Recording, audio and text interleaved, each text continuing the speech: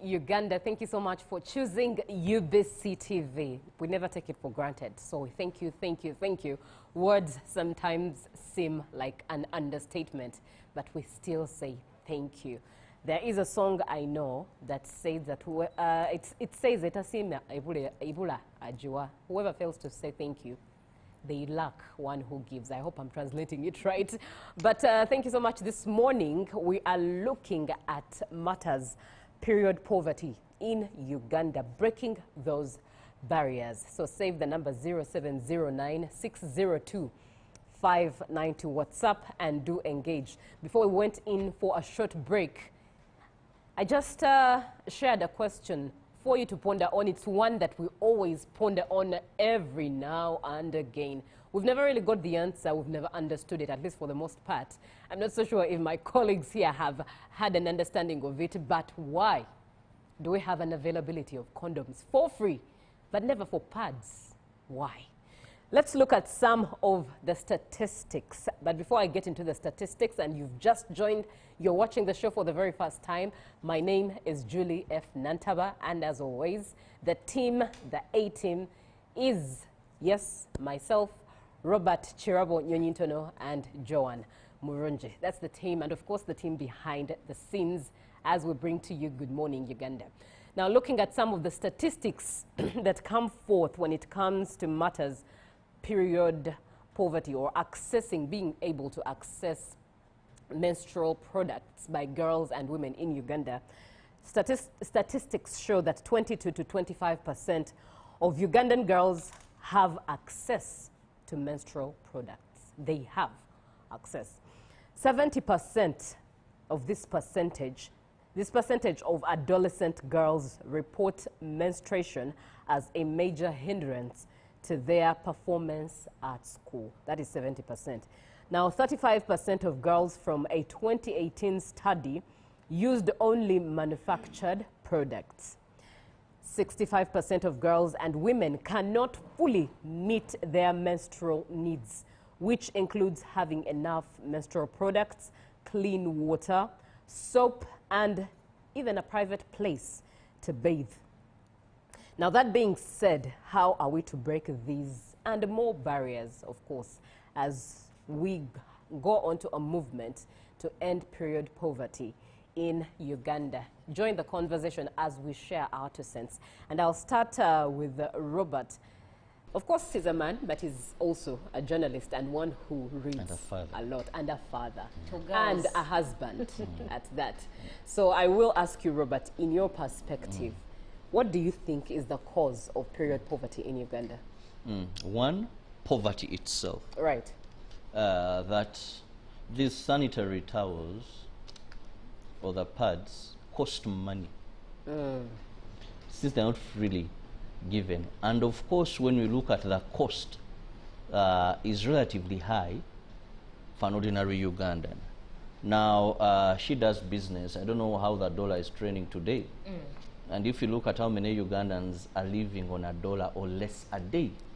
Now, when you look at the cheapest, I don't know brands, but at least the brand I usually buy is 3,000 and above, isn't it? Okay. 3,000. I don't want to mention brands because that would be marketing. It's 3,000 and above now. Lately, there's one on the market that decided to be 2K, but only in Chikuba. Really? But let's just go with 3,000 on average. 3,000, and the dollar, if you're buying, is 3,628.18, and then if you're selling it, is 3,638.18.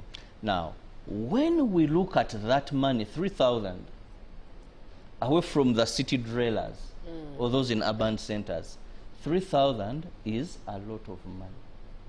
I've traversed villages of this country. There are places where you find an old man or a mature man and you give that person 5,000 and he spins on the ground. So 3,000 is a lot of money. Now, just imagine someone looks at this 3,000 in a fashion that is going to be just wasted. What are you, because this is, you're going to buy and use and dump. And dump. Now, every month, you'll have to have this money if you're to use sanitary pads. And remember, Some may use one packet or even use two packets. Now, if that is 6,000 a month.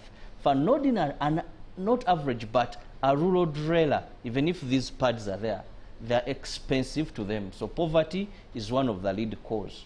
That if I'm a father and I have 3 daughters, because they are not of the age of working as yet, let's look at the adolescent girls. Now that means if I'm going to, how much am I going to spend on sanitary towels, on pads a month? It becomes expensive to the Uganda. Then second is we've made certain things very private and shameful.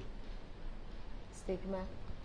Would I call it stigma? It is. I remember one time I went to a supermarket and I had gone to buy pads for my better half. It's like, well, I'm returning home. I want to go into the details now. I buy a number of things. I get to the counter. And you know, supermarkets, you don't hide what you've bought.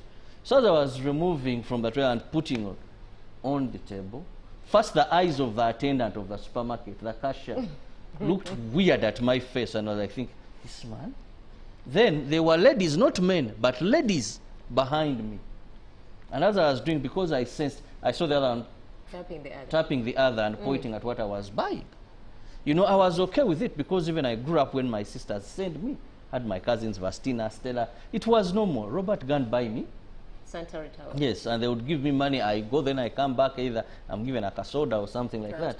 So to me, I grew up knowing it is very okay to buy these pads. It is okay. But from that day, I began to notice, even when a man goes at a shop, and this is something natural, but there is a way someone, now, if it is seen in that perspective, even for the men who feel they can do it, think about this young girl. I remember in school, one of the things the girls used to hide were pads. Yeah. You know, this where you go and they open your suitcase at the entry. On day one. On day one. But you'd see them fidget to hide these pads, you know. Okay. And the teachers also would not even allow. But these were boxes, I mean, well wrapped, new, not used at all. But even the teacher, if they would see a boy, they would try to hide. So there is something that we've put as shame. I know periods are something that we keep as kind of cover it up. But Sacred, something sacred. There is a way, because it has an attachment to culture, so we keep on hiding these things. And you'll be shocked that this morning we are talking about something very important like this. But there's been someone who says, how can Why are they talking about it? Why are they? So poverty, then is it stigma or culture, that useless shame. Because you can't hold a woman responsible, why did she go in her monthly periods? It's biological. We are all here because there is that process. Now, the other comes to also ignorance. There are some people who, when you bring this discussion, they're like, what do our mothers use? These children are just children of, they are lazy. Our mothers. Someone once told me, I went through Gayaza. Our days, these pads were not there. Imagine a woman who went through such a school. I'm not saying she represents all of them. I was like, no, but we were very clean. You know, we used to do this. So they still have that's it syndrome of people thinking that as it was, it should be forever and ever. Right. Even when we sound voices, someone still says, these are lazy girls who just want, but for us you would have this, wash, clean, iron, wash. They're these girls, they're just, you know, now, menstruation, you're having pads. For the babies, you're having pampers. You had nappies, we could wash. So we still have those people who have that element of, no, this is just babysitting. This is not just being responsible. If a woman cannot be very organized at the start, when she begins her menstrual cycle, to be able to find something, wash, clean properly, then how responsible is she going to be with the rest? And they don't see that as a priority. You tell a man, no, add this, no. My sisters went to school, there were no pads by then. Right. And they were performing very well. So those three factors, poverty, that useless shame and stigma, Right. plus people who still believe that someone can improvise. Pads should be left for the maybe lazy, for those in rich families. But these poor girls, it is okay. You can. We did it. We made it, so you can make it. Right. And Robert, just to still add to what you say, I've had a number of conversations around it where there is the story and the fact that girls fail to attend school because of the periods they face. They can't go to school because in that moment she's in her menses and she's not padded, so there's no way she can have mobile movements. And one would tell you that, but in our days, we did not have pads, but we attended school. This is a response that many a times, in fact, comes from, you know, the older generation. But Joan, let me come to you. What do you think can be done? For the improvement of the sanitary situation for the menstrual periods of girls, there is a lot that can be done, especially from the highlights Robert has really talked about. One, what we have to do is to distribute free or low-cost sanitary towels. Let's, if they are highly taxed for now, let's try to reduce on the taxes so that even the vulnerable people can afford these sanitary towels. And of course, we should support the government, even us Ugandans, we should support local production.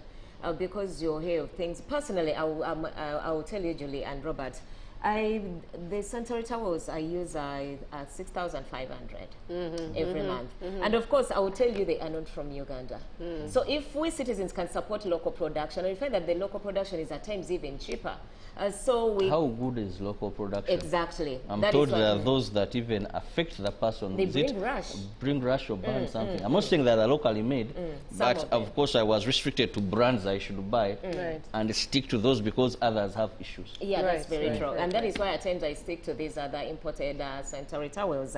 And of course, we can also improve accessibility and provide income opportunities. Let's give grants to these people. Let's make loans a bit with lower interest to companies that are going to begin making sanitary towels, and also ensure adequate and gender responsiveness. Let's involve men or the boys. Let's teach them that they can live along with the girls without stigmatizing them, without shaming them, without holding them less of being human beings because they are having menstrual periods. I remember way back, I think that was PSC, way back in schools that would teach people about this sanitation.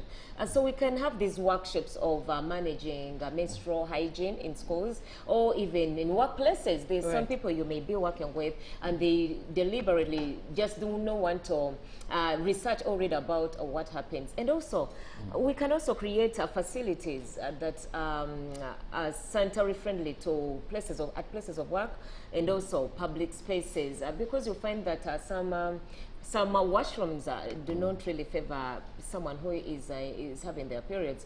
For example, if it is a flush toilet, there are no dustbins, so this person wonders, where am I going to dump this sanitary towel after I've used it? Because obviously if you dump it in the toilet, after you have gone, because it will block and it will not flush down. The next person, you see the shame that you talked about, and you find someone, they decide to stay in the sanitary towel for longer hours. And there are so many implications of using this sanitary towel for quite long, because it's not, I don't want to go deep down into what happens. Yes. Or when you use that. It's a morning show, so we must restrict ourselves. And also, we can also, you know, when we have access to proper products, we can, Julie, what you talked about, the education impact of these menstrual periods, we can keep girls in school because, you know, they have access. And we also have reusable sanitary clothes. I've seen some of the schools, in, especially UPE, they've adopted this and they are sold also in supermarkets. So you can buy about 3, I think, and then you can use them, you can use them for the entire month. You wash and hang and iron, I think. And so there is a lot we can do, and also sensitize the public. What does a menstruation hygiene mean? And also improve water access, because if for this time, the ladies, water is key during this time. Because it doesn't make sense when you change and you do not wash.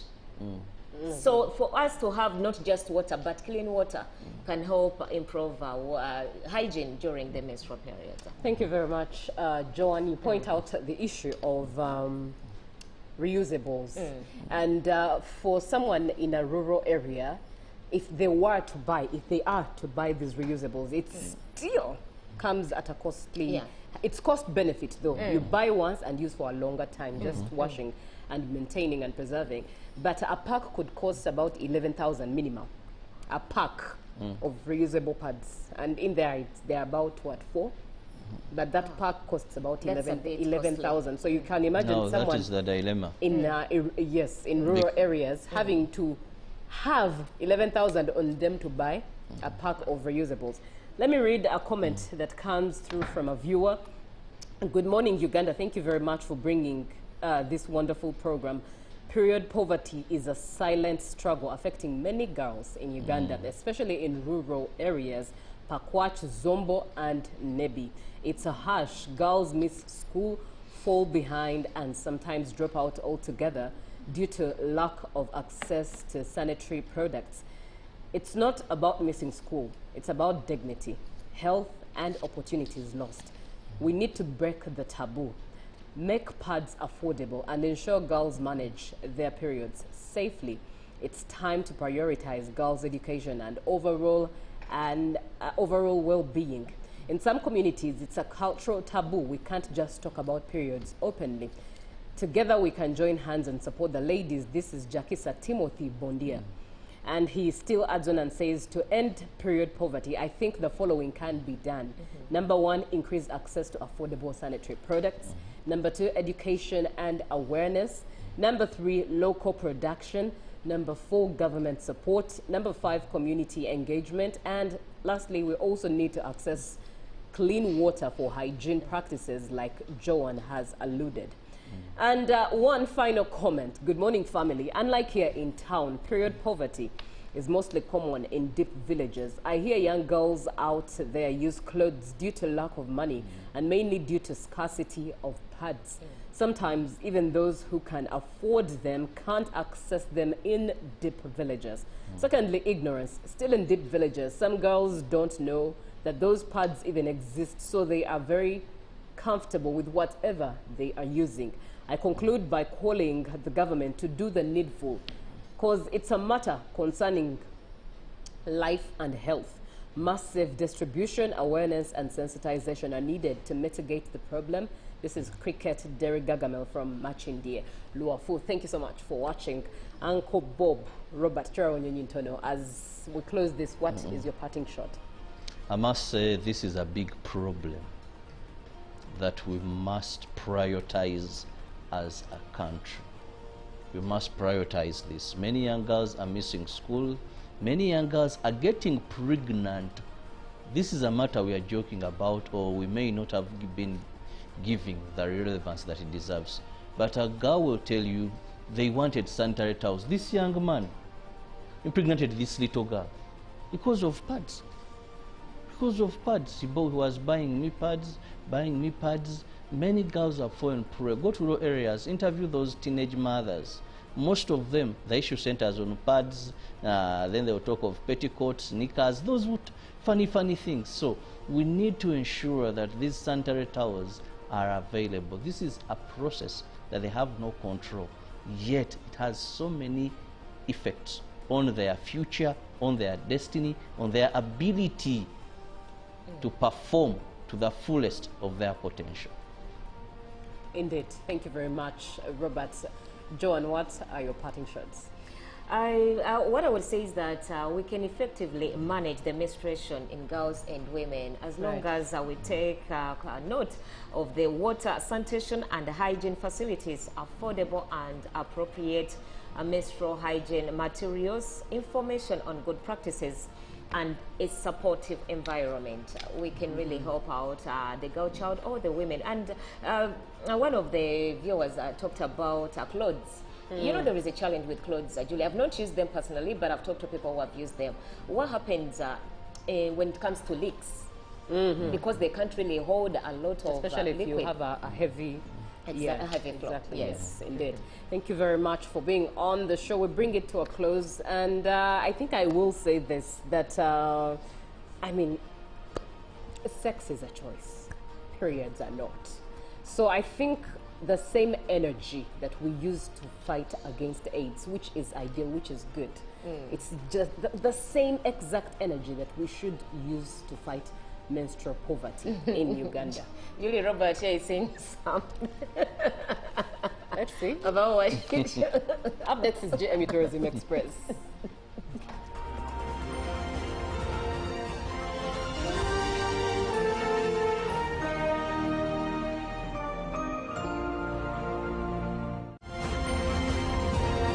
Live from UBC Studios in Kampala, this is Good Morning Uganda. Exercise can't be sustained. Eating can't be stopped. It's even harder to lose weight.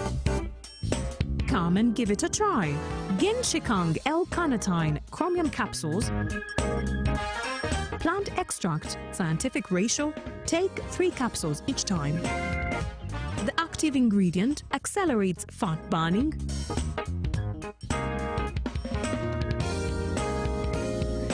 eat twice a day, don't take a detour. Weight loss starts now.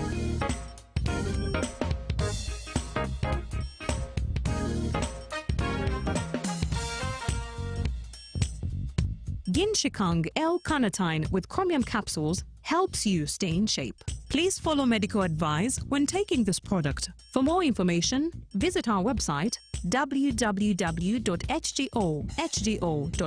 or call 0800 335555.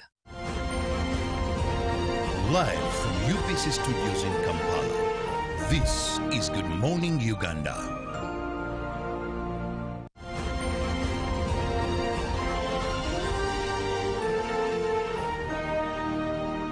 Brought to you by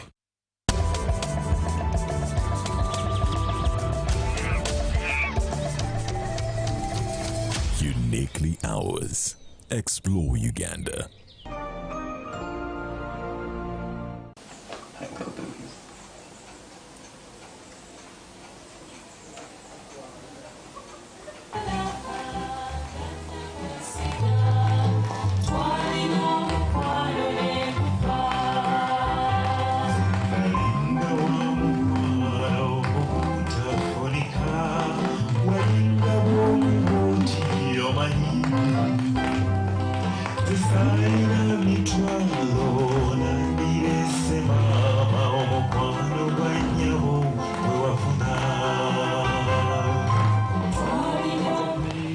Welcome back on the Good Morning Uganda Tourism Express. My name is Zakia Lucky and we are still diving into the vintage artifacts and heritage. In our first episode, we talked about the background and how these were collected and where they were collected from. But in this particular episode, we are showing you more to visualize and learn how these artifacts were used. Behind me is the radiogram. I'm just learning that it has so much history attached to it, and the music being played in the background is one of our own from the Ebonies, and of course the late Jim Wamala. I don't know if hip hop plays on this, but we are yet to find out.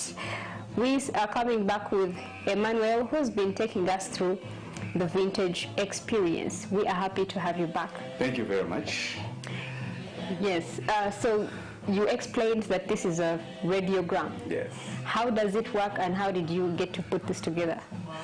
Well, in the old days, entertainment was one of the things that our forefathers enjoyed. From the small drums to the fiddles and such kind of thing. But here we have a piece of furniture that used to sit in the well-to-do families. Not every family had a piece like this. Yes. On the onset, when you look at it closed, you might think that it's just a table on which someone can put displays. But inside it are tools that give us entertainment. It will play vinyls, and like you said, we are listening to one which was played by, written and produced by our own, the late Jimmy Katumba and the Ebons.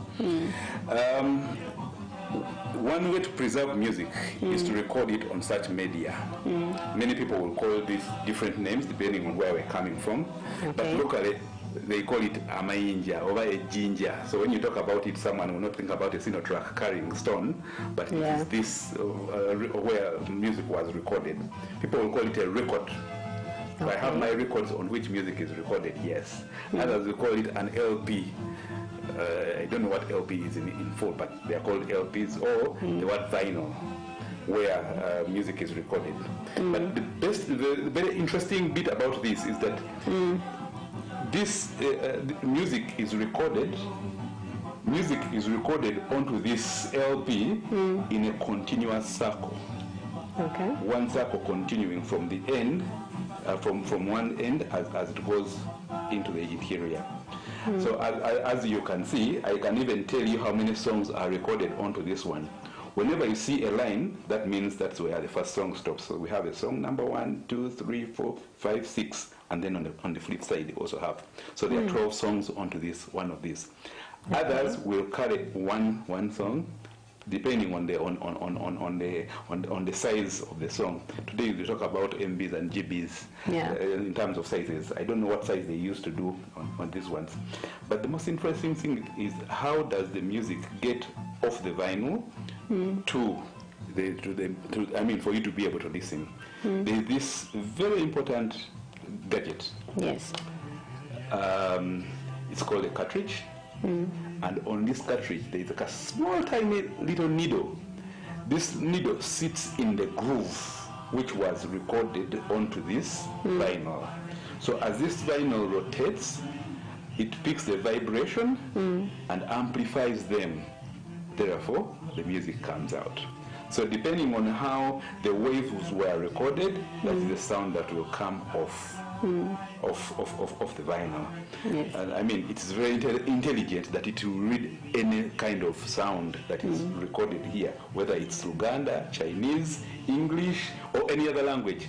The moment it sits here for it, it will read and then be able to give you the music that is produced off this. However, these things are not manufactured in Uganda. Okay. You can only order them online and then receive them here. But because this kind of technology is not also found everywhere, very few people, stores around Uganda will stock some things like this. If you want to master electronics, I bet you will not find this. Because even if they stocked them, how many people have such things that will be able to buy them? Yeah. So we order them online and we are able to receive them now. Like the one you're holding, the cartridge you're holding is not in good shape.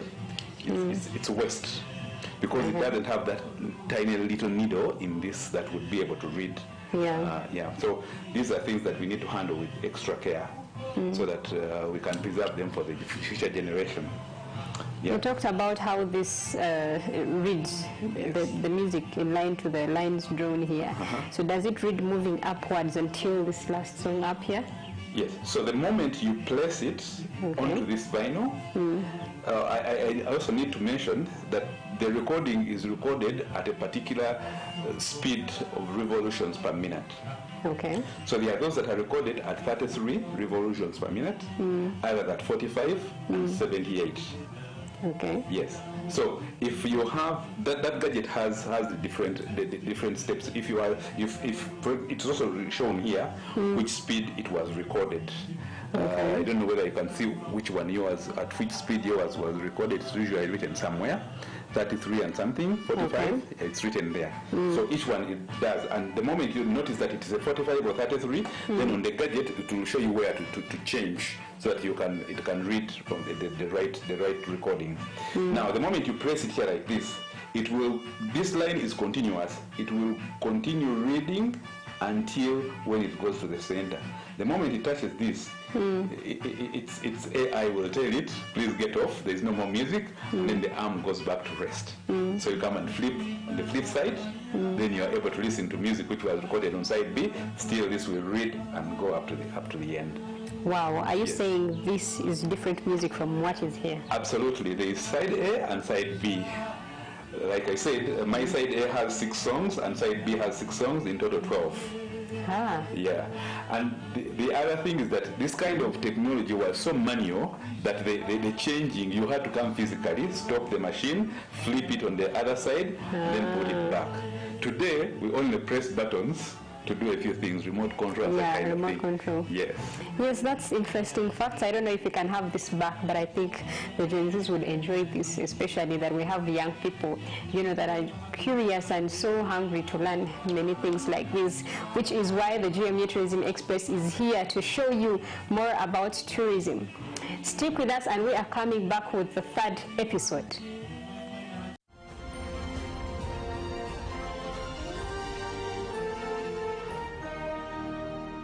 Brought to you by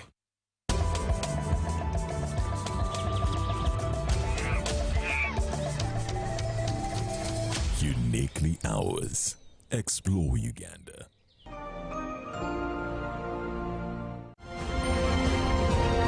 Live from UBC Studios in Kampala, this is Good Morning Uganda.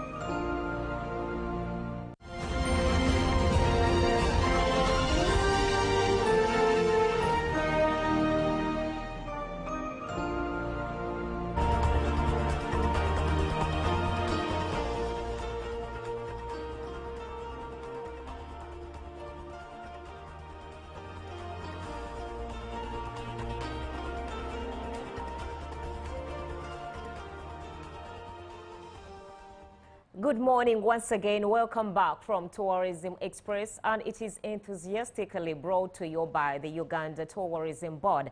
And it is time for our economic press here on GMU. And yes, to start off, a fire gutted the produce section of Nakasero Market, destroying property worth millions of shillings, and the blaze suspected to have originated from an electro short circuit caused panic among traders, although the fire brigade brought it under control. Let's have a look at this inferno. A fire suspected to have started from an electric short circuit gutted the fruits and vegetable section of Nakasero Market, destroying property worth millions of shillings. The fire brigade responded promptly to contain the blaze.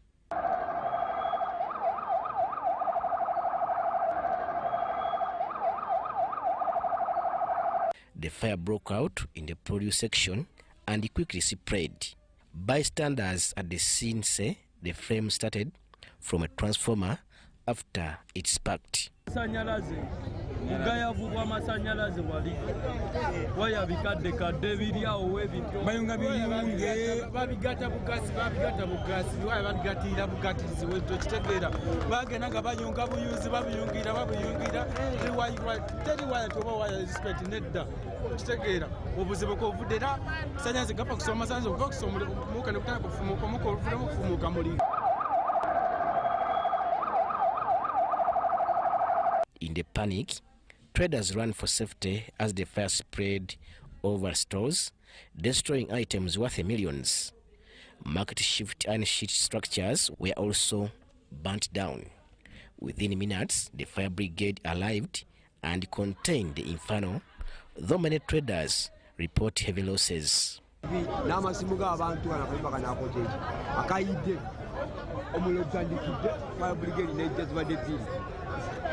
Neguzikira naye ng'ebintu byononese nenge mali yaffe yonna yinegweredde wane obadde olina mu kino yenna micungwa namanga daga entundu eyo nabikutte omuliro nanga obiraba simba amasanyalaze ago n'ekiro ky'olwaleero gagenda kuddamu okwaka amataala gokka kubanga tetulina security muki obutale. KCCA spokesperson Daniel Nwabine says the authority has planned to shift market vendors to Chitintale and Kamocha Market C.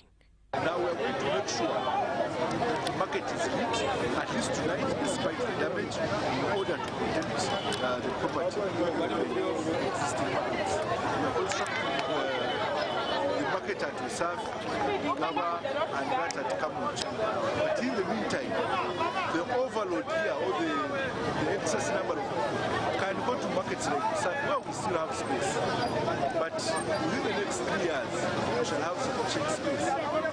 Nwabine reassured traders that power will be restored after safety checks. Robert Katamba reporting for UBC News. News over there, but we commend the fire brigade for the fast response. And moving on to our credit market news, Leshogo Uganda, MTN Momo Uganda, and DFCU Bank have unveiled instant loan products to boost liquidity for mobile money agents. Leshogo Uganda CEO Germany Giles says the partnership strengthens the financial inclusion and empowers the frontline players of Uganda's digital economy. Let's have a look at this report. Congratulations! Inadequate float, a major financial setback for mobile money agents, will be addressed after Leshogo Uganda, MTN Mobile Money Uganda and DFCU Bank entered a partnership. The new agent loan float with Leshogo, launched under the Momo Agent Loans Marketplace, will provide agents with instant, collateral-free working capital, helping them operate during peak periods and access funds even beyond traditional banking hours. 48%, that's the bulk of Ugandans do trade. And when you look at the structure of our economy, the people who support trade are largely agents. Right from 2009, mobile money started with the agent network. The agent network then leads into customer acquisition. The agent loan float with Leshogo offers instant, collateral-free working capital, ensuring agents continue serving customers smoothly even during peak periods. This loan is available 24/7. It takes under a minute to get it. It's done digitally, and you don't need any human intervention. It's given in such a short time, and it's well and competitively priced. Leshogo Chief Executive Officer Giles Germany Aijukwe says the solution empowers the everyday entrepreneurs driving Uganda's digital economy. So in terms of growth, this is a product of the future. This is a product that will give us growth. The velocity of money is high. You're lending between 30 to 40 billion a month. So that definitely translates into our top line. MTN Momo and DFCU Bank noted that the partnership enhances financial inclusion. We are very confident that this product is going to change the lives of our agents in terms of how the efficiency, the capacity with which they serve our customers. This is no collateral. So you just get the money and you pay it back within 3 days. You get collateral. Before the end of the weekend, you could easily do 50, 60, 100 million. The Leshogo agent loan float offers between 50,000 shillings and 5 million shillings with a flexible 2-week repayment option to competitive interest rates, cementing the role as key drivers of financial inclusion. And from our joint adventure market updates, the Uganda Bureau of Statistics has signed a memorandum of understanding with UNICEF to strengthen collaboration on data protection and improve access to critical information for children and vulnerable groups across the country. Under this partnership, UBUS will conduct the Mouth Indicator Culture Survey, Cluster Survey between 2026 and 2027, gathering accurate nationally representative data on women and children. Let's have a look while they sign this MOU. The survey will help Uganda generate reliable, comprehensive data on children and vulnerable groups across the country. There are very many indicators that the appendix highlights that we shall be looking for. And it talks about preparatory activities, talks about forming technical working groups, the fieldwork activities, analysis, and dissemination of results. This landmark survey will play a crucial role in monitoring the implementation of Uganda's National Development Plan 4, as well as tracking progress towards SDGs, as I mentioned. But very important also on tracking progress in the Republic of Uganda's realization of the commitments towards the Convention on the Rights of the Child. Findings from the 2026-2027 Multi-Indicator Cluster Survey will help in tracking development progress and shaping policy interventions aligned with sustainable development goals.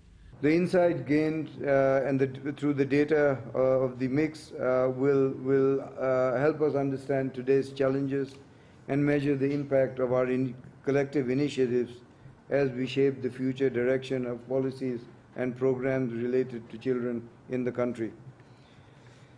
As we embark on this inaugural mix 2026-2027, our goal is unwavering, to ensure every child is counted and no one is left behind. The data we'll gather will inform our national strategies, empower communities, inform donors and partners where to challenge resources where they are needed most, particularly for the most vulnerable children. The data collected will also guide evidence-based policymaking, strengthen accountability, and ensure every child's well-being is at the center of national development efforts. Charlotte Amuge for UBC. And from our cultural reporting, Galaxy International School Uganda has positioned culture education as a strategic investment in shaping globally competitive learners using heritage programs to strengthen discipline, identity, and soft skills that enhance future workforce preparedness. Now, the Minister for Information in the Buganda Kingdom, Owekitiibwa Israel Kaziwe Chitoke, while officiating at the school's International Culture Showcase in Lubowa, urged parents to engage children in productive holiday activities, particularly hands-on skills that build a character.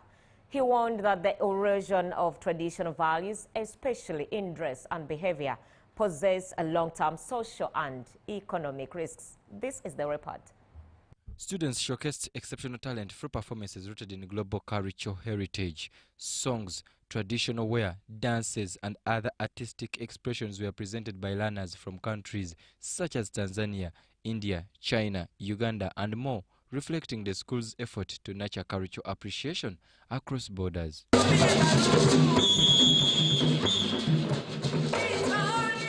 As guest of honor, Owekitiibwa Kaziwe Chitoke expressed concern over the steady erosion of Uganda's cultural values, especially in dress and behavior.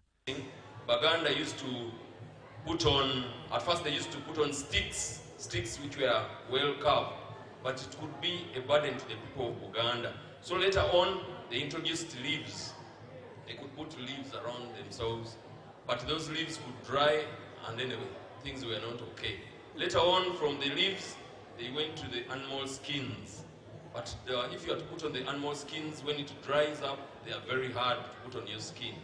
Event organizer Wanyama Jeremiah stressed that it is dangerous for communities to raise children who lack understanding of their cultural identity.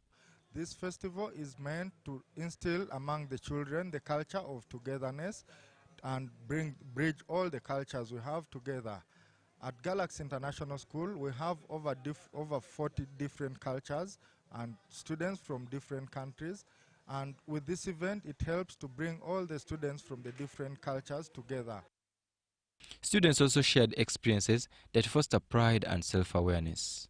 Galaxy International's Culture Day is such a unique experience, getting to captivate all different kinds of cultures and ethnicities, and especially how being that in this day and age, our cultures are very much diluted. So it gives us a chance to embrace all of the love, the passion, and everything within our cultures.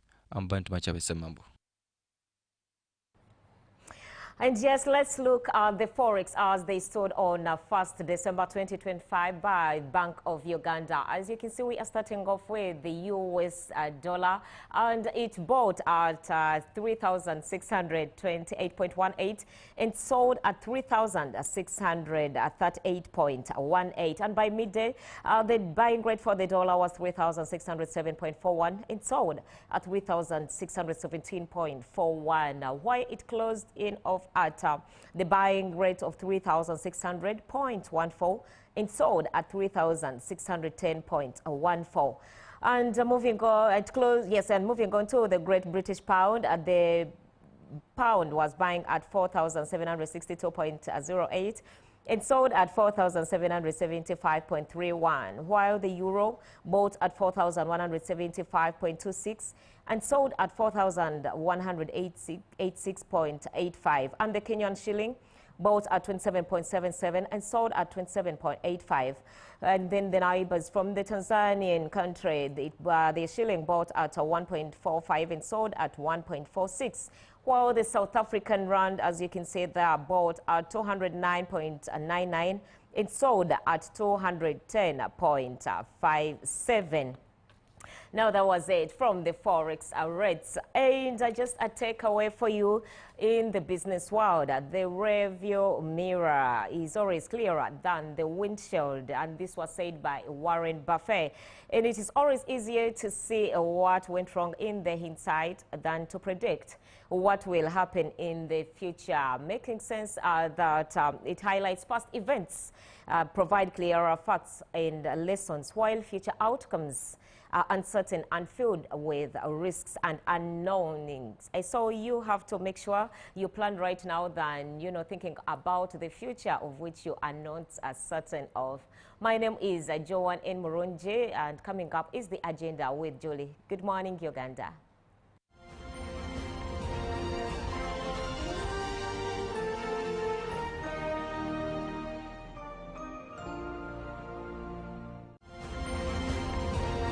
Live from UBC Studios in Kampala, this is Good Morning Uganda. Pick of the day on UBC.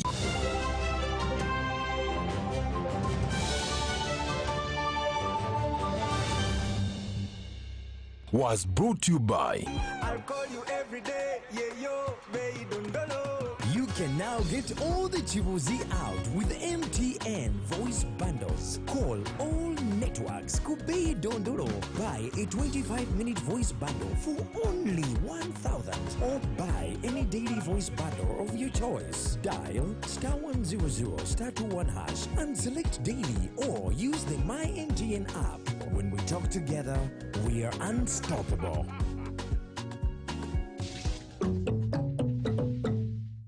Exercise can't be sustained. Eating can't be stopped. It's even harder to lose weight. Come and give it a try. Genshikang L-carnitine chromium capsules. Plant extract, scientific ratio. Take 3 capsules each time. The active ingredient accelerates fat burning,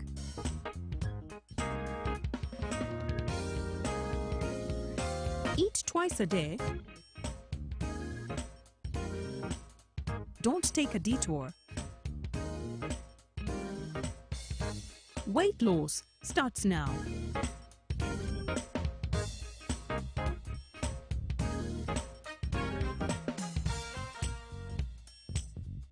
Genshikang L-carnitine with chromium capsules helps you stay in shape. Please follow medical advice when taking this product. For more information, visit our website www.hgo.com or call 0800-335555. My question is, what is the difference between rental tax and income tax? How comes I'm paying both taxes on my own premises? If you want to have a tin, but you are not making any income from your business, you should take on the obligation to continue filing your nil return. Commissioner General, to invest in taxation, when people understand taxes and they know the importance of taxes and they know the fair assessment of these taxes they're supposed to pay, I think everybody will embrace taxation. As banning groupage cargo, clearance protects small traders who cannot afford to import full container loads individually and rely on consolidation to remain competitive. Cargo to come in groupage is consolidation, it's legitimate, and we can't ban it. What we have banned, or what we have stopped, is the use of container leaders. Now, Fiona, the good news I have for you is that among the new tax proposals, now you can get direct answers. Send your tax-related questions via WhatsApp or SMS to 0790-141-887, and the Commissioner General of URA, John Musinguzi, will personally address them. Tune in to UBC News Tonight every Monday and Wednesday for expert insights and clear explanations. Buza Commissioner. Every Wednesday, live in our studios in the heart of Kampala. We have to change the political culture in this country, really. who has bewitched Ugandans? I want to assure you, as government, we shall do whatever it takes to ensure that Ugandans are safe. We have conversations that have analysis, explanation. This law society, this union of theirs, because they want a job everywhere, they want to be this, they want to be that, they want... No. We know it's a union. You cannot be making a road, bitumen grade 1, in Congo for 5 billion. But not every truth is fact, and not every fact is truth. The argument that the General Court Martial is responsible for peace and stability is without basis, either in law or in fact. We have been told how Napoleon was a great orator. Now, Napoleon cannot help me get food. They told me combine harvest in Saskatchewan. I don't know where Saskatchewan is. This is a geography we're taught. Instead of teaching me how to preserve Mabera forest, they're teaching me about Rhineland. This is a problem we got. We cannot run away from it. Right now, you hear very disgusting stories of members of parliament. Instead of discussing the details of loans, they ask for their cuts. Every Wednesday, 10 p.m. on your public broadcaster.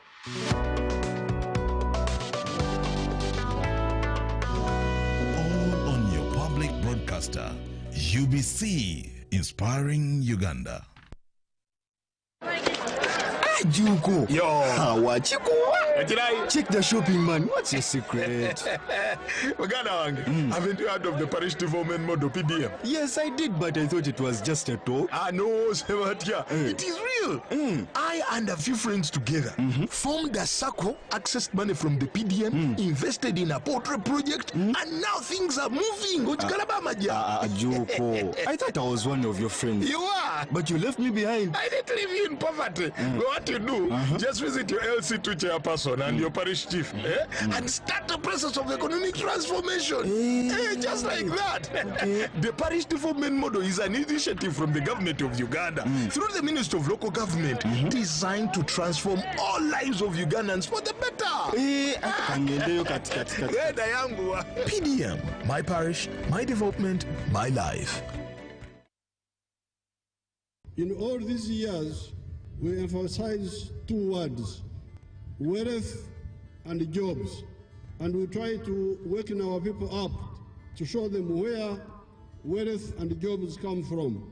The Parish Development Model, PDM, is a bold initiative that is reshaping Uganda's rural economy.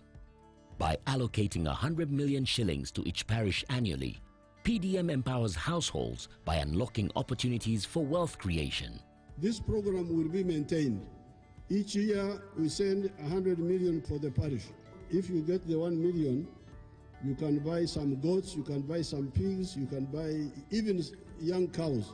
Farmers are transitioning from subsistence farming to commercial agriculture, laying the groundwork for wealth creation and improved livelihoods. This project started 11 years ago after an inspiration from His Excellency.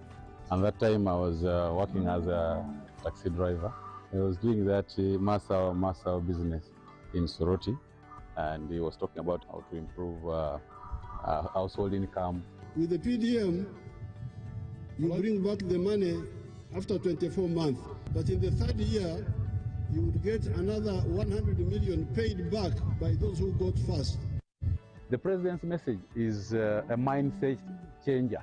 Becoming rich does not mean you should have a lot of land, you should have a lot of education, you just need a vision and implement and start from where you are. So therefore, this PDM is to get all of you out of poverty. That's why we said 100 million per parish per year. This message is brought to you by the Ministry of ICT and National Guidance.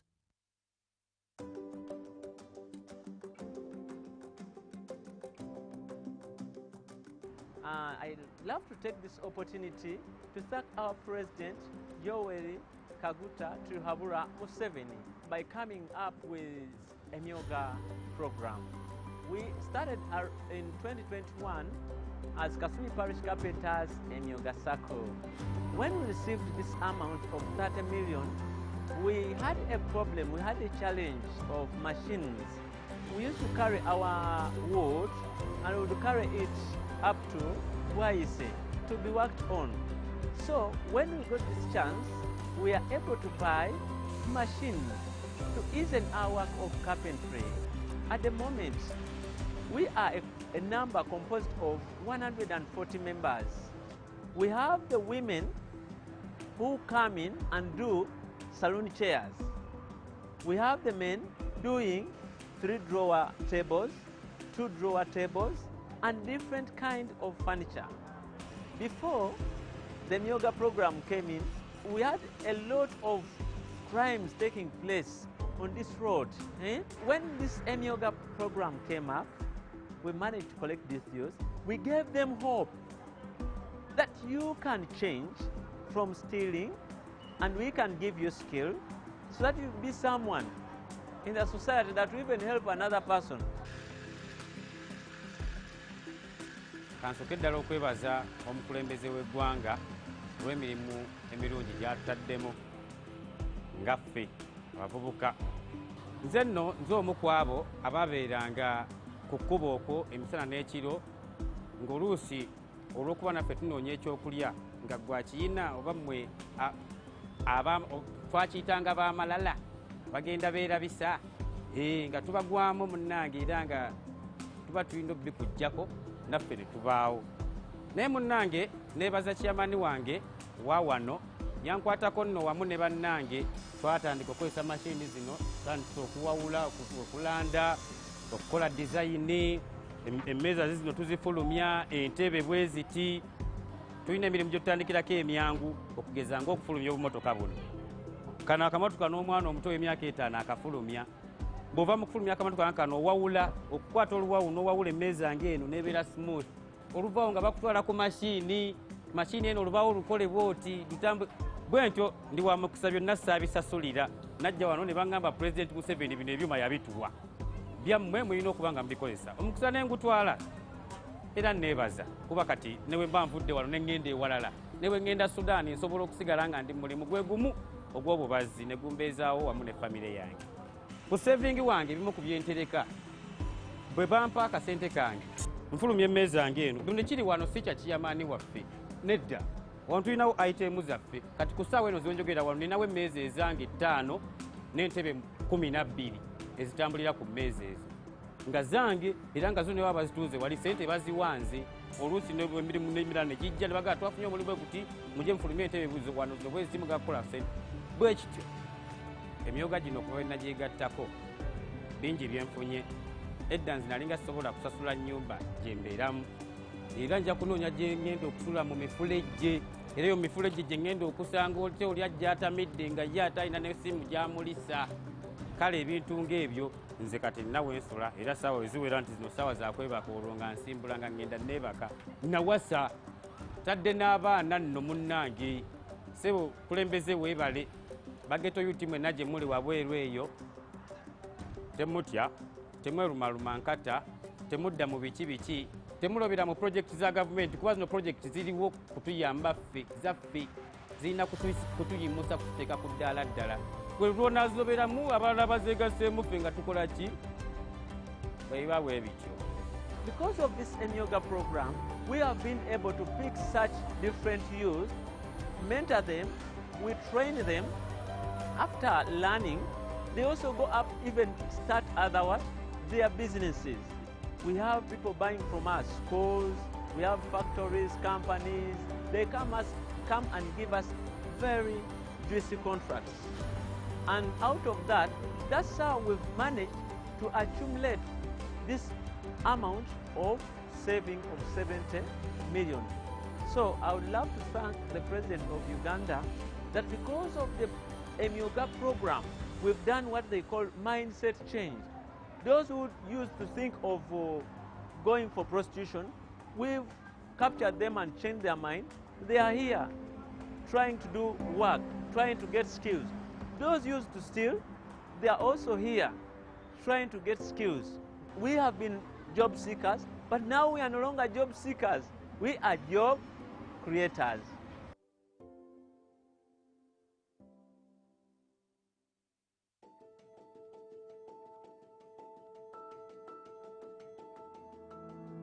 The circle started 5 years back with 15 members who were part of the executive, and we managed to use the same 15 members to mobilize the youth and come in to make the 16 associations. So each member took a thought of gathering, mobilizing the 15 people to make associations. So the circle was established. We happened to have 229 members that qualified for 30 millions, which we got in 2021. We used the 30 millions from the presidential initiative to buy the 6 motorcycles, which was a small number to benefit the 229 members, but we managed to use it. The 6 border helped us to go under saving culture. We managed to group our members. Live from UBC Studios in Kampala, this is Good Morning Uganda.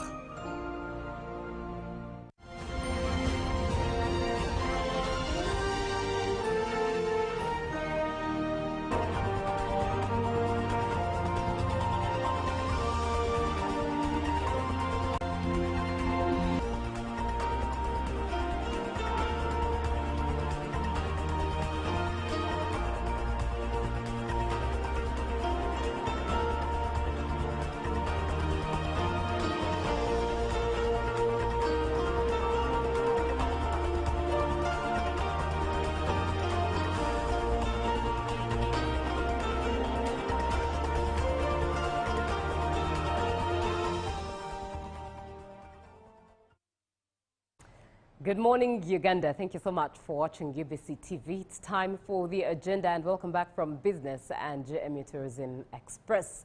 Now, in the agenda, we talk, and we don't talk to ourselves. We talk to you, where you also get to share your opinion and ask those questions to, of course, the experts that we get to host in studio. 0709602592 is the WhatsApp number that you use to be able to engage. Now, it's the road to the general elections 2026, and 23rd and 24th of September saw the nominations for presidential candidates take shape. Thereafter, it's the campaign trails that began. What began was a preamble to the campaign trails for the presidential candidate. So far, deemed a rare. Why? Because it is so far generally a peaceful campaign, except, of course, for a few unfortunate cases. For example, one of one Okello, a NUP supporter that was shot dead by security forces during a campaign activity of NUP in Uganda. And as Uganda starts to settle deep into the political season, we want to know, what is the role of the security organ, what is the role of the candidates, and what is the role of the community, that is the electorate. We want to learn and relearn from each other. So the best way to be part of the conversation, 0709602592. My name is Julie F. Nantaba, and I am with Francis Adepo, who is the chairperson, National Youth League, the FDC arm, and of course he's also a candidate. He'll be telling us more about that, but thank you so much for watching the show, and let's dig straight into it. Good morning, Mr. Adepo. Yeah, well, good morning to you, our beloved moderator, and good morning to the entire secretariat or the staff of UBC that is really doing its best to make this show broadcasted wherever it is reaching. And good morning to you all the viewers of the national television called UBC. Right. My name is Francis Adepo, for the emphasis, yes, and I'm the National Youth Chairman of the FDC Youth League, meaning that I sit on all the organs of the party, and at the same time, democratically, I was elected as the flag bearer for the Forum for Democratic Change in the constituency of Bugabula North constituency in eastern part of this country. So I'm much more humbled to be on the waves of UBC, to really speak to the country. I am much more humbled, moderator. How is the campaign season for you? Yeah, the campaign season is really very much sucking. The population is really as poor as our presidential candidate elaborated clearly in the recent debate. And we are doing all it takes to give hope to this country, irrespective of the situation, irrespective of the demands. For us as the candidates of the Forum for Democratic Change, we are really much more resilient, guided by the experience of the 20 years in this journey. We are doing our best to make sure that we come out of this election season very successful. Right. In your perspective and objectively speaking, how do you think candidates are, how do you assess the conduct of candidates, all campaign candidates so far, especially opposition, given that it's the side of the spectrum that you sit on so far? How do you just assess the conduct? No, the candidates are doing their best. Right. First of all, what is the role of the candidate in the election? When you are, before even a nomination, you go to the people, to the population, and really communicate to them that, guess what, I want to represent you, whether at local council, at parliamentary, or presidency. That step is elevated to the time of nomination, whereby you go present your credentials, especially the requirements that really takes you to qualify to nominate. Now, after nomination, every candidate is supposed to go to the population and explain what explain the manifesto to the people you want to represent in that particular area, in that particular electoral area. So the candidates, I want to really deviate myself from the stereotypes of the security forces, that maybe candidates have a different agenda when it comes to speaking to the electorates. But as far as I'm concerned, and the candidates that I know, they are only doing their role as far as explaining to the population, elaborating to the population what they want to do when elected into power. So as of now, I can say that the candidates are doing their role, and the candidates have really tried to explain to the population, regardless of the hard situation of the population wherever we are. Poverty, demands, a lot of promises that were not fulfilled the other time. Actually, when it comes to the candidates who are incumbents, they are really facing it tough in the different location where I've tried to reach with my president, and in my constituency with the different candidates. So those who are incumbents are facing a very tough time, because the issue of the social contract that they made when they were seeking office during the last time, some of the promises have not been fulfilled. So those ones are really facing it tough. Now, when it comes for us, the fresh people who are coming into the election, we have not held that particular office we are seeking before. For us, it is really a matter of explaining and telling the population with guts and the clear policies on what to want to do in that particular area. So the new people in the races are just really explaining, and then the incumbents are facing the other side of the demands, and also explaining why is it that the social contract you made last time is not fulfilled. And we are good to go in that direction. Let's still stay with the role of the candidates thus far. In your experience as to what you've been seeing here and there, what do you think should be improved as we move forward by the candidates in their role, as they play their role to make sure that this election season is successful? No, we have guidelines that are guiding us as candidates. When you get nominated, every candidate, I'm much more sure, is given a booklet of the electoral guidelines that you are supposed to follow when you are going into the game. So the role of the candidates is, first of all, to stick to those guidelines, abide by those guidelines, so that you go in the game much more aware of the rules of that particular game you have gone through. In addition to the rules of games, you are supposed to have a very clear agenda. And that agenda is what you are supposed to preach to the population, so that you either pull crowds towards your side, you either pull numbers, you either pull support, you either pull whatever kind of support you want the population to come on your side. So as far as the candidates are concerned, it is specifically to stick on the program that you do have, to stick on the guidelines that were given by the referee, who is in this case the Electoral Commission, and also to stick on your particular manifesto, your particular agenda, your particular programs that you do have for the voters you want to you want them to vote for you. So away from that, I would really not, any candidate who is deviating away from those three principles is really not doing well. Of course, there are some other strategies which some candidates will use in order to fulfill what maybe others are singing, so that their manifesto reaches very well. Others are bringing comedians, others are sticking to the agenda of speaking, others are going door to door, others are using loud speakers, others you have even seen, like here in Kampala, there are candidates who are saying that no, we shall not even go to the rallies. We are going to use TikTok, we are going to use Facebook. So there are very many other strategies that candidates will use. But what is much more important is stick to the guidelines. And we also pray that the rest of other entities that are supposed to guide this election also stick to the guidelines, like the way the candidates are doing. Yes. Speaking of sticking to the guidelines, do you think there's error where candidates have crossed, or their supporters at that? Because there are moments where a candidate does not have control over the crowd of his supporters. Do you think there are moments where supporters, supporters of these candidates have crossed their limits in insinuating or inciting violence here and there? Yeah, so it has been witnessed, even for us in our camp as the FDC. You remember when we were in the district, Eastern Uganda, district called Butebo. When we were in Butebo, a certain group of another presidential candidate attacked our presidential candidate supporters, and it was a fracas. And for us, we condemned it with the highest terms possible. And I think after our condemnation, we have not seen that happen again.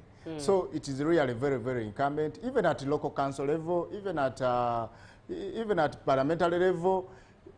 The candidate who cannot really control his supporters, I don't think really that's a worthy candidate. Because leadership should start within your camp. Before you go for any field, before you step out going to the electorates to vote, first brief your team, guide them, what are the rules of the rules to follow when you're on that trail, when you're moving here and there. So it should be upon the candidate to brief his team, guide his team, any misconduct that happens within your camp. It will not be, like for example, me at Depot, when I have my team, I'm going to within a sub-county, and people don't know some of these supporters even. Maybe they could be foot soldiers, they could be what. So anything that happens bad, it will be tainted to the candidate of Adepo Francis. So it is incumbent upon me to really make sure that my team is disciplined, my team is sticking to the rules of procedure of the game. It's interesting that you actually highlight the example of what transpired in Butebo, where another candidate's supporters, not with the candidate, but their supporters obviously attacked the FDC camp. And both party presidents came out to, both presidential candidates representing these two parties came out. Each one had something to say in regards to this particular incident.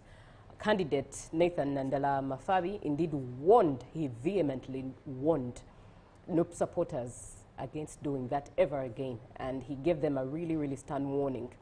Honorable or candidate Chagulanyi, on the other hand, just kept on emphasizing the message of peace and, of course, stopping his supporters from acting in that way, but he kept on emphasizing the message of peace.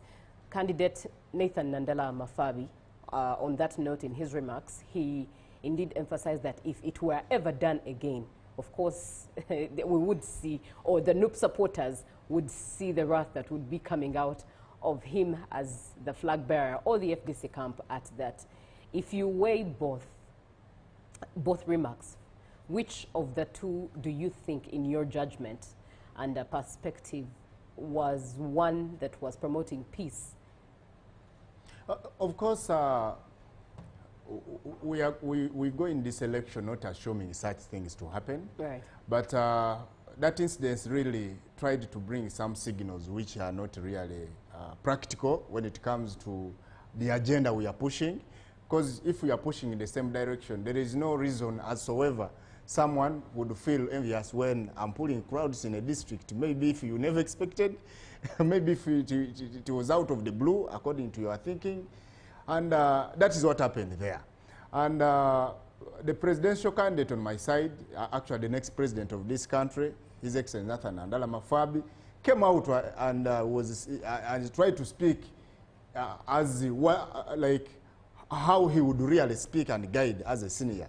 Because he was like, please, this is not a do or die. The numbers we are pulling is out of the words that really speak to the population.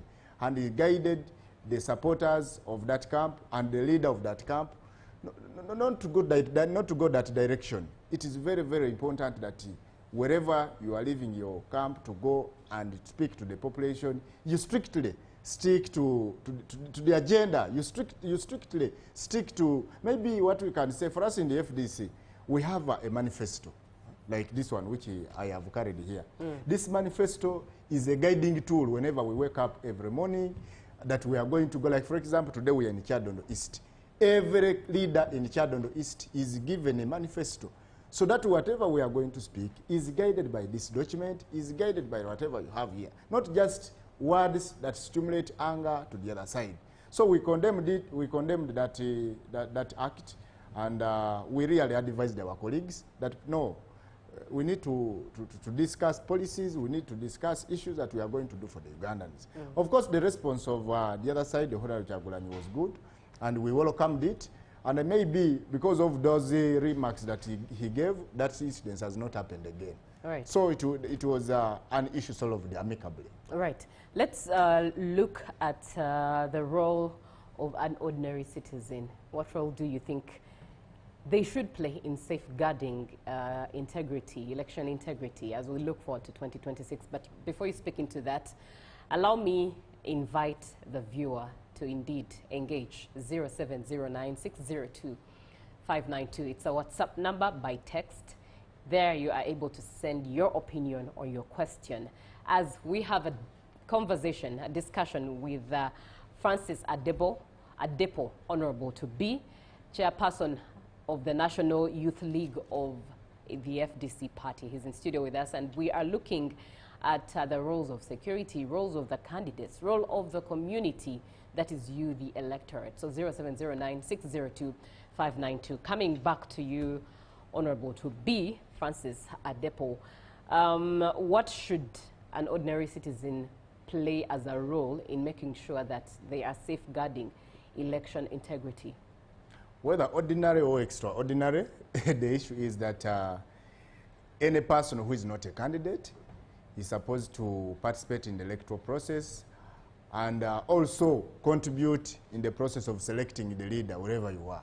So someone should do, when it comes in this process of election, we should all participate and engage and make sure that we get useful leaders. Right. Now, what does that person who is not a candidate, who is a voter, supposed to do in this election? Number one, the role is very simple, is to analyze the ideas of these candidates who have come on table, analyze their manifesto, analyze their conduct, analyze their agenda, analyze their experience, which those experiences, all the above, will guide that particular person there in the village to decide who is the right person to give the vote. Right. So it is a matter of people demanding these candidates wherever they are to come on ground and they explain to them why do they want to be leaders.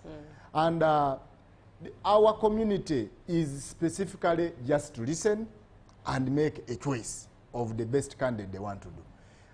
Now, that role is only going to be fulfilled when the candidates avail themselves to these people, to the electorates, to the common person, to that particular individual, and present themselves that I am the one that is seeking to be the next member of parliament for Bugabula North, for example, and these are my views as to why I want to be your leader.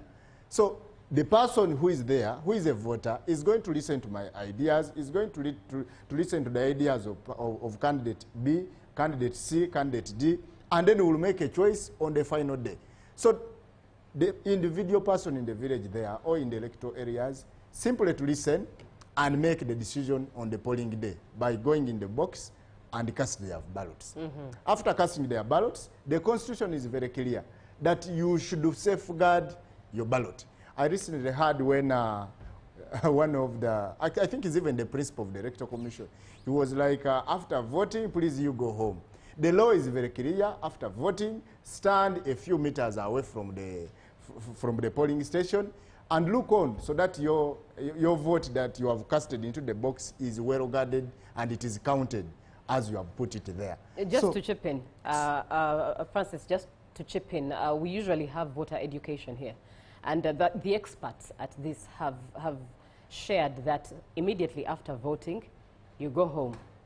But 4 p.m., it's when voting stops. You are allowed to come so that you take note of each particular ballot as it counts.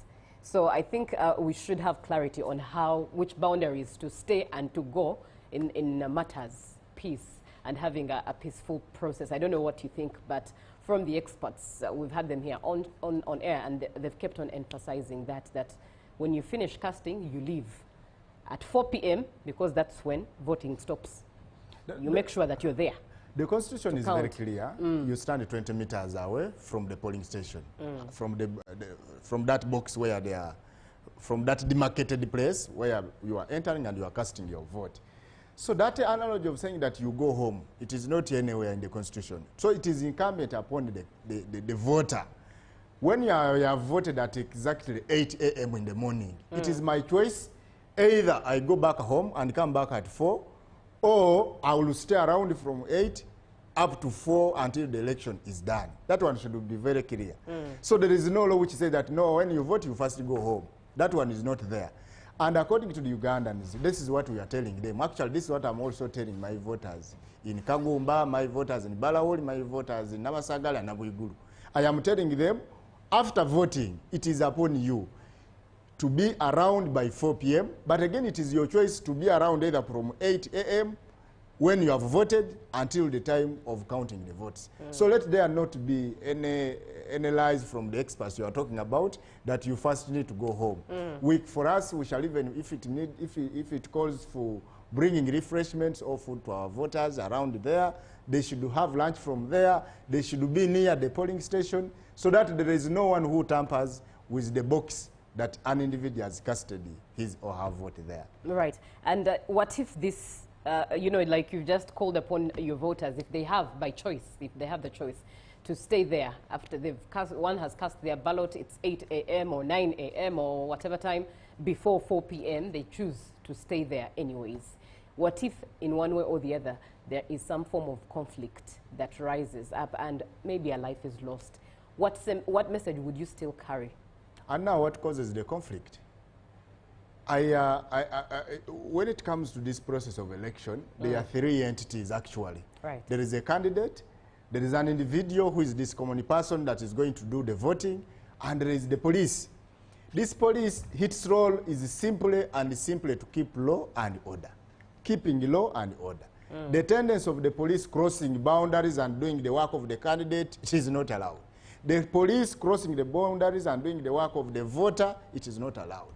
So the role of the police is just to make sure that this person who has voted is not waiting from the demarcated polling station around, but is that person standing 20 meters away from the polling station waiting.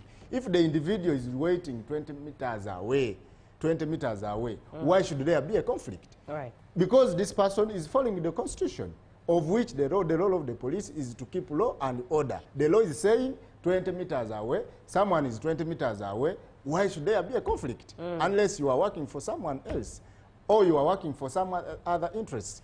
So the police should really stick to the law, stick to its role of keeping law and order so that there is completely no other conflicts whatsoever. This tendency of that maybe some big crowds, they try to attract a lot of chaos and congestion and people cause commotion. Well, let me ask you something. We have had big gatherings that collect people even more than the crowds we see. When you go to Namugongo here, during the Martyrs' Day, you can even hardly where to step the next foot. But have you ever seen tear gas there? Have you ever seen chaos there? So the police, when it comes to these political gatherings, they just fear. I don't know which kind of syndrome is in them. But you understand, allow me to interject, but you also understand that the example or the comparison you're using of Namugongo, the emotions are different and the reason is different. But politics is emotional. These are the Elections same are emotional. The same people who when go going to Namugongo, they are the same Namugongo, people who come to our rallies. it's a different story. So I believe, I don't know, but the people in who my, go to Namugongo, for example, let me say this. But the reason is different. The people who go to You get Namugongo, they are Ugandans. Yes. And they are the same Ugandans who come to our political rallies. Exactly. So do you want to assume that people who are coming to our rallies are people from other parts of the country that we are not and sure exactly of their why are they at both places? Look at the reasoning and the emotions in there. The emotions, Anyways, the let me emotions. get into some of the comments coming through. Somebody comes through and says sometimes the citizens go beyond. And another comes through, good morning, Uganda. Odaro Vincent from Tororo. The candidates should abide by the guidelines set by the Electoral Commission. Be at the right place at the right time to avoid colliding with other candidates. They should talk to their supporters and the electorate to condemn violence. Elections should not be a do or die because leaders come and go. And now speaking of what Odaro Vincent, thank you so much. Speaking of what he says, there is something I'm reading here, of course, where the Electoral Commission ordered voters to leave after voting. And of course, it sparked comments of transparency. But keep in mind that the Electoral Commission is the body mandated to oversee these elections. So if the Electoral Commission has stamped that this is the rule, and as the voters and candidates, the electorate, the community and candidates are choosing to do the other way around, don't you think this is sending a message that is causing chaos in the hearts of Ugandans? Because one might choose not to vote after that. After hearing this, they might choose not to go anywhere near a ballot box. My simple advice to the Electoral Commission is that let them not unaddress themselves to the extreme that Ugandans will indeed doubt what they are planning, doubt the process, and doubt whatever they are doing in terms of talking, in terms of action, in terms of what. The law is very clear. I have quoted to you the law. 20 meters away from the demarcated polling area. So an officer who comes out and says, please, after voting, go home. Which law are you quoting? Now, unless you are working for someone. We are getting into more comments. Else, unless maybe he's quoting another constitution which we don't have. And but I also want to look at and the EC should follow that law and should communicate anything in regards to that particular law, indeed, which is guiding Mr. the Adepo, process. we are talking about relatability here and the reality of what happens on ground. This officer who's telling you to please leave has a gun. And you're staying there as a citizen because you're exercising your right, which is true. But the Electoral Commission has told you, leave, come back at 4 p.m. And emotions are in there. This person has a weapon. What do you think might go out of hand? And now it's just a picture to paint and to leave it at that. But allow me read more of the comments coming in as you also speak into them. Good morning, UBC. Thank you for hosting that young leader from the FDC party. He articulates his issues very well. Fast forward, Ugandans must appreciate that we are one and the same. The country will exist even post-elections, and our economy survives mostly on PR, which comes through the media. We must act in ways that will not chase away tourists and make investors have a rethink about choosing Uganda as their next destination. Furthermore, security people should not be overzealous to the extent of beating members of the public in this era of cameras everywhere. Good morning, this is James from Barara City. As Uganda heads toward the polls, how can security agencies maintain peace and stability without creating the perception that their presence limits political freedom or influences the electoral process? Greetings to Adepo Francis. Yeah, actually, James is a very good man. He was my student there in Mbarara, and he's doing good work as far as speaking to what I'm speaking is concerned. Amazing. So cheers to you, James, and my regards to you and the rest of the team in Mbarara. Indeed. This is Ngobi Paul, the aspiring member of Parliament, Budiope West, Buyende District. I just want to appreciate Honorable Adepo for the good message that he is delivering to the Ugandans. One people, one Uganda. Good morning. Hearing Ann cold comments from the EC chairperson that people should go home after voting indicates that he is not fit to conduct free and fair elections, and he is working under directions from one candidate. Good morning to you all who are in studio. Thank you for the show. Really, there's something the chairman, Electoral Commission commission needs to electrify. I think it's what you meant, or clarify to the people that after you cast your vote or voting that you should go home is logic. Their police is there to allow people to protect their votes as long as they are standing away distance of 20 meters. And the final one, why should police be tear gassing people who are citizens of Uganda always at Chagulanyi's rally? Thank you so much for being on the show. I see you have a lot boiling. What do you want to speak into all the comments? I wanted to give a comment on that. Yes. Because when we talk about the police, its role is to keep law and order. Even a P2 child in school, even in kindergarten, those are some of the things we study on. But that analogy is changing according to the behaviors of police now. Just imagine you find a rally organized by a duly nominated candidate, not someone purporting to be a candidate, but a duly nominated candidate of whom you even have a program that is supposed to be in a particular area, is speaking to people, and you come and tear gas those people who are innocently listening. Innocently listening. And I want to speak to that I'm a youth chairperson. And I am not the only youth chairperson. Different political parties have youth chairperson. We have leaders of NYC. We have leaders of what? They are watching these actions take place. And the biggest percentage of these people who go to the rallies are the young people. The young people represent a percentage of 75 in this country. 75. This population of 75 is seeing all these actions being done to them adamant like that without quoting any law. You are just coming here, gassing people, people are dying, stepping on themselves. We are losing lives in this election.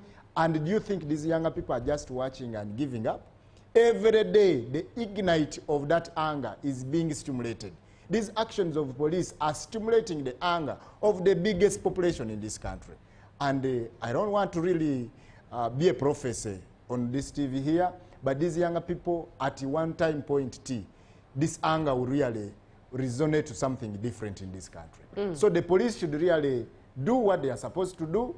They should not assume that the people they are doing all these action to are maybe they are lame, they cannot do anything because you have the gun. So the people, the population that doesn't have the guns, maybe for them they will just keep watching. Time is going to reach. Even there is a slogan in Uganda which is that when you over squeeze the nose, what comes out? Blood. Blood comes out. So they are over squeezing the blood of the nose of the young people. They are over squeezing the nose of the Ugandans. But this nose of the Ugandans is going to produce something which will not be good for this country. All right, let's bring this conversation to a close. And I'll, as we begin indeed to end it, let me just read one more comment. Good morning. Concerning elections, the security is like biased in favor of one candidate, that is the ruling party. The security should be non-partisan. Now, Mr. Adepo, what electoral reforms do you think or do you believe urgently should take shape? I think one of the most urgent one is to, I don't know, but we need to extremely deviate the attention of the police or the security forces into the electoral processes. Right now, we have the referee who is the electoral commission, of which even an ordinary Ugandan, wherever he is much more sure by the action, by the viewership of whatever action is happening, that this referee is not in charge of this election. The actual referee is somewhere. The invisible hand of the real referee is indeed maybe hiding in another kind of corner. And that referee is implementing the actions through the security officers.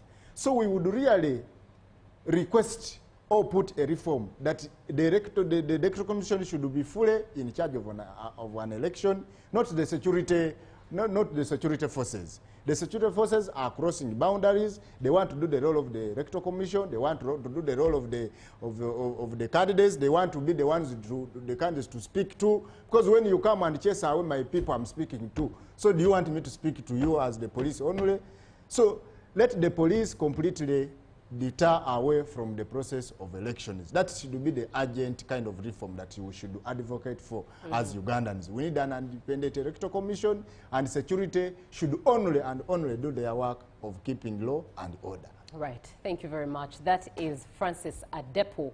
He is the chairperson of the National Youth League of the FDC and he's also contesting for, remind me again, Budyope. No, the one of Udiope is called Ngobipo. Actually, yes. Ngobipo has sent the one who just sent a very good message. Pardon me, apologies on that. I'm not just now as a candidate who is contesting. The people of Bugabula North are already calling me the next member of parliament. That's the new name I've got in Bugabula North. Wherever I'm passing, people are like, this is our next member of parliament, just waiting for swearing in. All right. And I want to give a promise to you that even when I become a member of parliament, I will be very ordinary to you, and I will be coming here to speak to Ugandans. I will not be a very busy member of parliament. I will be a member of parliament who will be very free to his people, who will still be coming on these spaces and give my communication to the country when you give me platform. All right. Thank you indeed, Honorable to Bugabula North, Francis Adepo, for speaking with us this morning. Up next is Ruben with the sports. Good morning.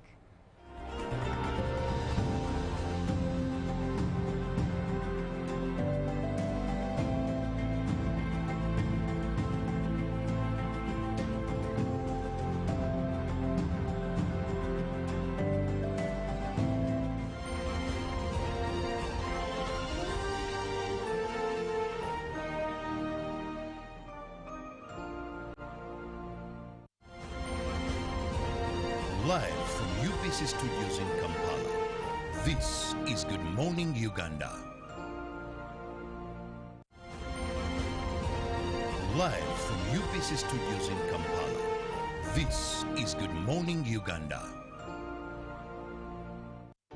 The Senior Citizens Grant under the Social Assistance Grants for Empowerment SAGE program is Uganda's social protection flagship program, providing regular, predictable, and reliable direct income support to older persons. Since inception in 2010, the SAGE program has positively impacted beneficiaries' livelihoods, contributing to the overall national socio-economic transformation. The government of Uganda has continued to fulfill its commitment to the expansion and sustainability of the SAGE program, ensuring income security, dignity, and improved basic standard of living for older persons in all local governments across the country.